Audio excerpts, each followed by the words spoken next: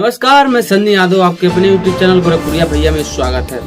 बता दें कि ये गाना सुनने के बाद आप सभी ऑडियंस के बीच में लेकर आया हूँ इस गाने को, और सुनने के बाद आप सभी को लगा होगा कि ये गाना किस प्रकार का है। ये लोक गायिका अंतरा सिंह प्रियंका का है, जो यूपी बिहार में बहुत ज़्यादा पॉपुलर है और इनको बहुत ज़्यादा रिस्पॉन्स भी दिया जाता है और बहुत अच्छे से इनको सुना भी जाता है, क्योंकि इसके पहले भी बहुत अच्छा गाना दे चुकी हैं, पर कुछ दिनों से अश्लीलता का सीमा पार कर चुकी हैं। इसके पहले एक और अश्लील गाना दिया था कि धोड़िया में 32 GB चिप, आप लोग सुने होंगे।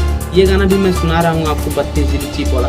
पर ये जो गाना मैं आपको शुरू में सुनाया हूँ, ये गाना सुनने के बाद आप लोगों को बताइए कैसा लग रहा है। ये अश्लीलता का सीमा और अश्लीलता का हद पार कर चुकी है, क्योंकि जो भी बैक टू बैक इनका गाना आ रहा है, जो भी बैक टू बैक इनका वीडियो आ रहा है, वो अश्लीलता को ही लेकर आया। मेरे कहने का मतलब है कि ऐसा कोई जरूरी नहीं है कि आप अश्लील गाना देंगे तभी मार्केट में बनी रहेंगी।